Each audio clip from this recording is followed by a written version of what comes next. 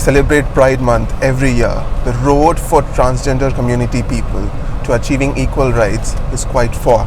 So, we have here Kalki, who's about to speak with us about the issues that the people of the LGBTQIA++ community face, among other things. Welcome, or should I say Vanakkam? Vanakkam, Praveen. Vanakkam. Let me start the first question about your foundation, HODRA. Yeah. How is it going? What are the new projects that you're focusing on right now? The foundation is a small organization, but a very powerful work. Some of the pioneering work in our country, especially when it comes to transgender visibility, as well as the legal rights of our community through the Supreme Court recognition, is some of the works HODRA has done majorly. Right from the beginning of 2008, when the foundation was initiated, we have majorly focused on the talent and the education of the transgender community. And recently, some of our projects are the Trans Education Project and Trans Entrepreneurship Project, wherein we focus on the education of young transgender people and also making underprivileged trans people as entrepreneurs, making them successful. So these are currently priorities. We speak about inclusivity, we speak about diversity these days. Yeah. But the basic thing of coming out as a trans person, do you think it is now more difficult or more easy for a person to come out as a trans person these days, or a queer person? I think it hasn't changed much. What it was 10 years ago, 20 years ago, the coming out process is still a very difficult process. Emotionally, relationship wise, in the society, with your family and all that, there are so much difficulties, of course, we face. But once we come out as a transgender person, when I was a teenager, when I came out, and some of my friends from the community came out as transgender persons, we all faced severe discrimination and stigma. But today's generation, they don't face that. Moreover, when we came out, there was no support system at all. There was no organization. There were no activists visible, and there was no legal recognition. The corporate as well as the government weren't coming forward to support us in any way. Today, the entire scene has changed. There's a lot of inclusion happening, but at the same time, I would say in our family systems, we need a long way to go when it comes to inclusion of trans people. These days, there's a big talk about what a woman is. So let me ask you, which is apparently the most difficult question. Yeah. What is a woman? I think it's a big question. I've always told in the interviews and written poetries on my womanhood, how I feel and all that. But when I look deep into it, I cannot define womanhood, because I think womanhood is all about being human. Again, being a man is of course being human. So basically, under this gender identities of man, woman, transgender, that we are all humans, I think so. But for me personally, womanhood, I enjoy being a woman, being identified as a woman, because it makes me strong. It's about creativity, it's about strength, it's about the entire creation of the humankind, and it is also about courage, the inner core strength, and beyond that, it's all about inner and outer beauty as well. I see it like that. So, this is a follow-up question to that. Yeah. So, do you think trans women should be competing in women's sports? It really is up to one's own individuality and one's own life. I know many transgender women who do not want to identify as a transgender woman. So they would rather identify themselves as a cis woman, or not come out to the workplace, to their friends and family, and sometimes mostly in the workplace mainly, and in the colleges and universities as trans person. They do not want to, because they think they might be discriminated. I know so many of them. But for me, I have no qualms about being identified as a transgender woman, of course. So for me, I think for transgender people as well, some of them identify themselves as a woman, some of us as other kind of woman, like transgender woman.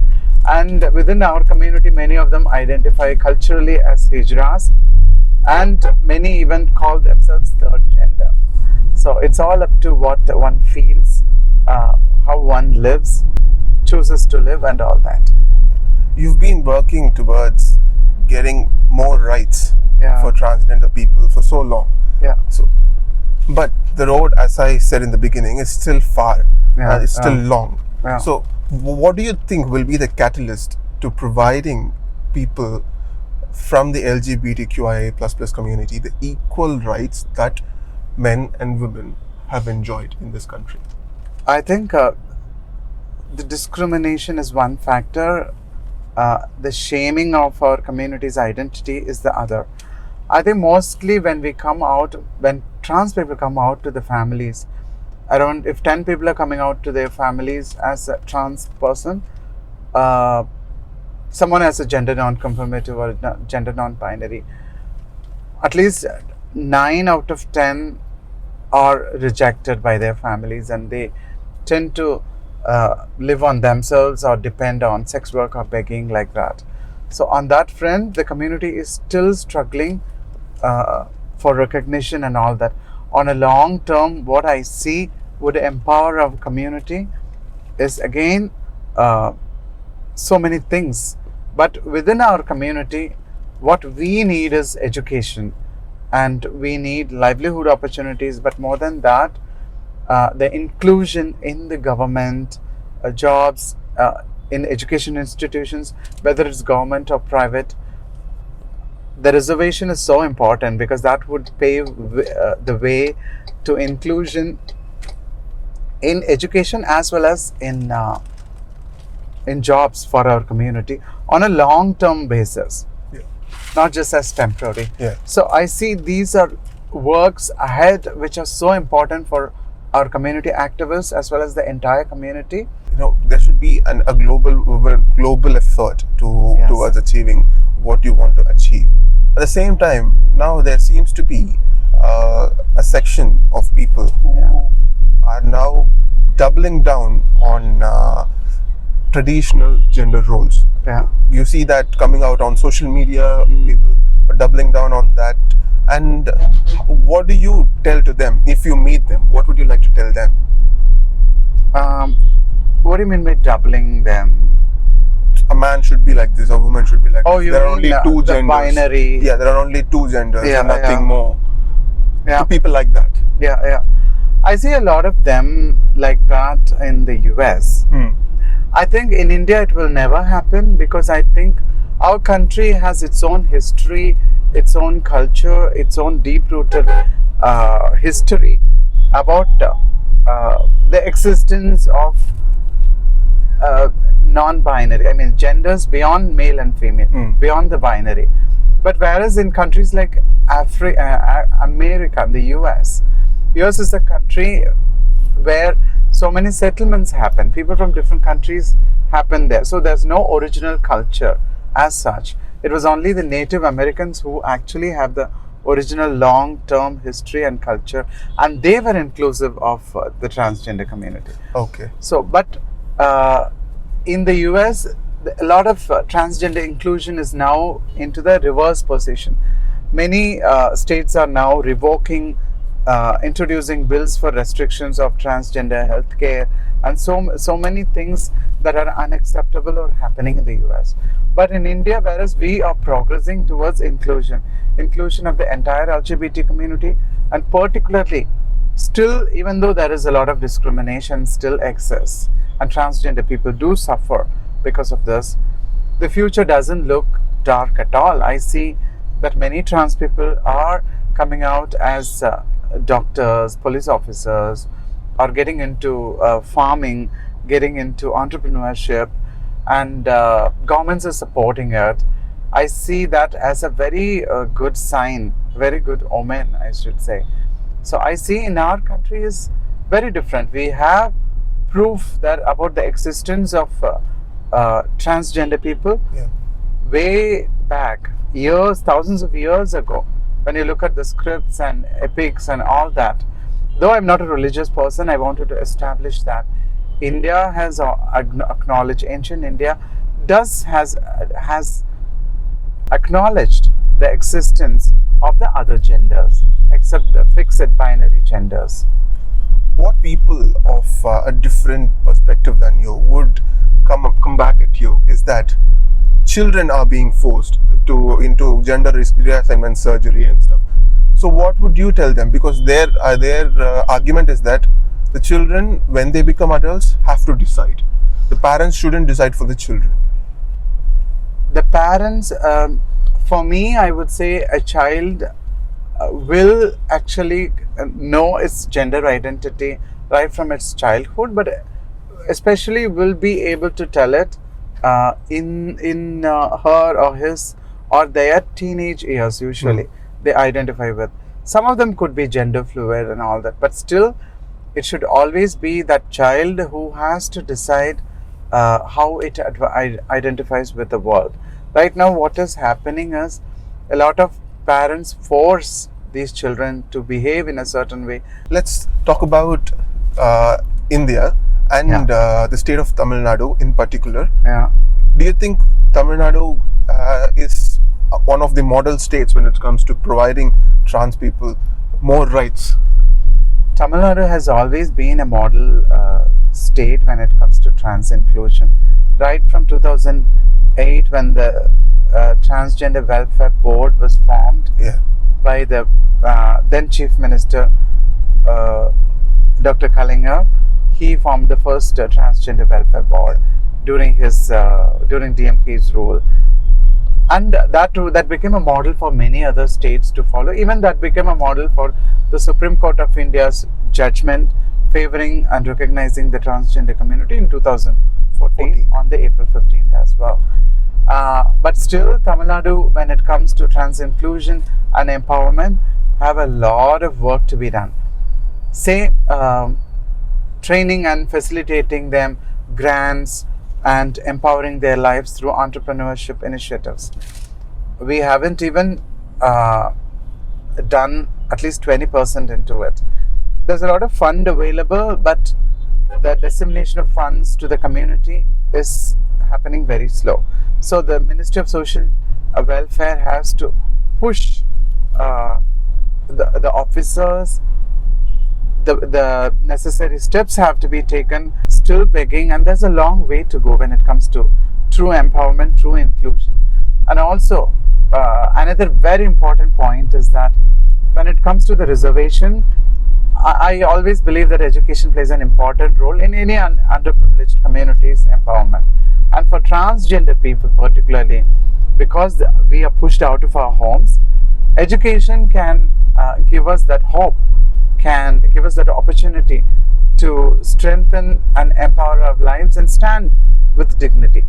But when it comes to education and jobs, civil services, reservation is important for our community. For a permanent job, permanent change, permanent empowerment, reservation becomes important for our transgender community. Do you think, when you speak about reservation, do you think that it is time for people from the transgender community to come to power? Absolutely. It's not now. We should have come to power long ago, like other men and women, of course. But unfortunately, because of the existing transphobia and homophobia that has been prevalent because of the colonization and the British rule, where they brought in their Victorian morality and the homophobia and transphobia. Especially in 1871, the Criminal Tribes Act was introduced by the British, which criminalized eunuch people, that is the transgender people. And after that, the Section 377 penalized same-sex relationships and same-sex behaviors. These are all some of the laws and amendments introduced by the British. Only recently we happened to change all that and recognize LGBT communities' rights. So what was lost is lost, but now is the time also for our communities entry into politics, entry into administration, entry into the into Bollywood, into educational field, into corporate world and whatnot. I believe that especially when you become a decision maker, when you are in politics and become a decision maker, you have the power to change things. And that's why it's important for trans people to tell our stories. In Bollywood, I'm talking about, in cinema, whether it's Tamil movies or English movies, our stories are told by cisgender people through their heteronormative narrations, but our lives to be told by us. So when we become filmmakers only, we'll tell our stories, and that will be authentic. Likewise, in government sector as well, when we take the decisions, that will be for the that will be without any compromises. We'll go into the fun section now. Yeah. Because we've been very serious. Yes, totally. So, tell us about your choice of fashion. Okay. I love it. It all depends on my moods, actually. I love saris, but I also love. I have a deep fascination for Western clothes. But people say I look good in Indian clothes, whether it's an Indo-Western or a sari and all that. So on the one side, for comfort, I feel Western. For aesthetic purpose, I would love Indian. Okay. Coffee or tea? Tea. Would you like, if there is a sport that Yeah. you would like to play, what sport would that be? That will be archery. I've always had a fascination for archery, but I could never pursue it. I would love it. I would love if given. Who will give the opportunity? I have to go, of course, and get it. So I hope sometime I'll find to learn it, of course. Tell us a bit about the trans woman matriarchal system, where you have your guru, and then you will have daughters and granddaughters, but it's not based on their age. Yeah, it's not based on their age, and it's also not based on their biological connection, of course. I think that's very beautiful. That's one of the unique things that's very, very unique in India. For example, in the US and in other countries, in Europe, in US and all countries, when a trans person is excluded, discriminated from their own biological families, they struggle, they live alone, they face the challenges all alone. But in India, when a transgender person is discriminated and pushed out of our homes, there are other people who will come and adopt them. And this is done through a ceremony, and you become a daughter of somebody, and then a granddaughter of some transgender elder woman, and you have a whole lot of sisters. There's a new family, new relationships formed. Of course, most of them are indulging into sex work and begging, but I think a moral strength is there, a unity is there, a security, safety exists because of this family bond between abandoned transgender people. So I think that's very beautiful, that's very unique in India, and that will never go away. Tell us about your choice of music. I love vocal jazz. I love it so much, vocal jazz. And I also love piano music. I love Mozart. Do you watch movies? Of course I do. Your favorite director? My favorite director is, there are so many of them. Tim Burton is my favorite. I love Tim Burton's films. Many of his horror films. I'm not a horror film geek as such. I actually hate horror films, but Tim Burton's horror films, I love it. Whether it's a horror film or a film like Dumbo, where the elephant is a character. I think I love it, and I am a big fan of what is his name? uh, who did the pirate thing? Johnny Depp. Johnny Depp. How can I forget Johnny Depp's name? I'm a big fan of Johnny Depp and Leonardo DiCaprio. So I love Johnny Depp's movie. And Johnny Depp has done a number of movies with Tim Burton. So I love Tim Burton's movies.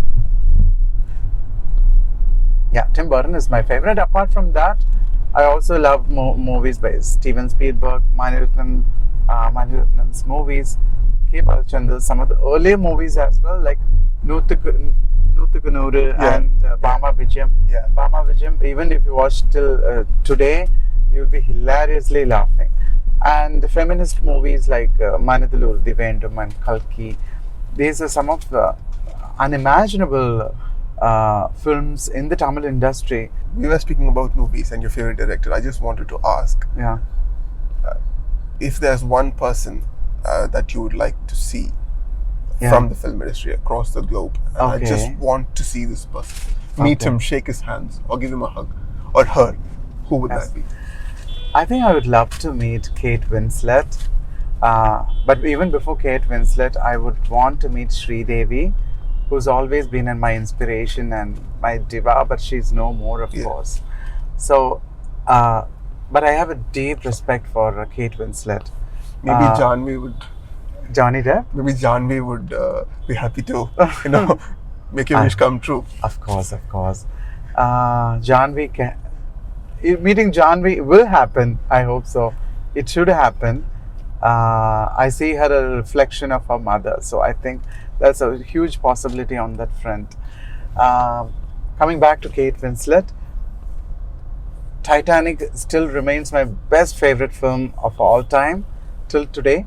And Kate Winslet, right from that movie to what the kind of choices of her script, and especially the ways she has, she does not itemize her body. She does not belong to that generation where you need to stay fit, you need to be that sticky figure like other Hollywood actors. She's a feminist. She talks about a woman's body, women's rights. At the same time, the choice of roles that she takes is all very challenging and all that. Empowering as well. So, Kate Winslet remains my all-time favorite actress. Apart from Kate, I love Angelina Jolie and Cameron Diaz. And in India, I would, if there is an opportunity, I would like to meet and shake hands with Taboo. Yeah. I would love to do that, yes. She is probably the only actress I want to meet in India. There are other favorites as well. Of course, I have Suhasini ma'am, but I've met her. She is a friend. I like her so much as well. I love Radha as well. She's a wonderful human being. Someday I'd like to meet Radha. I'd like to meet Janvi Kapoor and Tabu. On the list, first Tabu, secondly Radha, and third Janvi Kapoor. So when you were transitioning and we were exploring this new world of being a woman, did someone inspire you? Be it the way they dress, they speak, or the way they carry themselves? Did someone inspire you? Is there a notable person you'd like to share it with I us? think every girl is inspired by somebody as a role model. In my generation, of course, Sri Devi was, Madhuri Dixit was, who else was? Tabu was. We have all been inspired by those amazing icons from the film world. Otherwise, when we talk about the film industry or the fashion industry, Sushmita Sen and Madhu Sapre, all of them have been very big inspirations. Apart from them, I would say Sridevi has been my biggest inspiration when it comes to dressing, carrying the way she does, whether it's a sari, whether it's western wear, whether it's chudidar or ghagra choli, everything. Dance again is like my life energy. I love it. So whether it's a party dance or a stage performance, I always love dancing. And especially with my friends. There's a whole gang of my friends in Pondicherry with whom when I go there, we dance the whole night. So it's beautiful. It's wonderful. What better way of expressing yourself? So, finally, Yeah. let us give us something that you've never told us or any other person. Something very funny, something very lovely, something that touched you, anything. Something that is lovely, touched me, funny. All of this.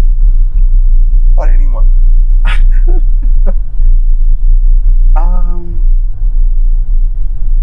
I think one of the finest moments of my life, two moments I would say,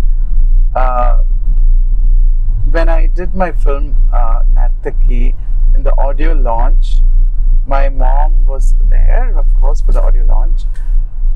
Suddenly she was asked to come to the stage and speak.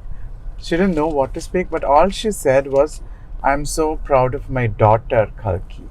So I think that word coming from my mother was a huge moment for me, because I was always afraid that as a transgender child, I would bring shame to my mother, father, and the family. But when my mom said that she's proud of me, that was like, oh God, I've done it. Oh, it's worth it. Life is worth it, and all that. That's what I felt. Otherwise, my sweetest, strongest movement as an activist was in 2017 when I spoke at Harvard. The entire audience stood up and gave a standing ovation. That was my moment as well. Thank you so much for speaking with us. I hope you enjoyed watching this video as well. We'll meet you next time. Thank you, Prashant, Sure. and it's so lovely to talk to you. Yes. And it's an opportunity for me to represent our community and share some of my personal life. Thank you, Indulge, and thanks to you. Thank you. Thank you. I wish you all the very best for your future endeavors. Thank you so much. Yeah.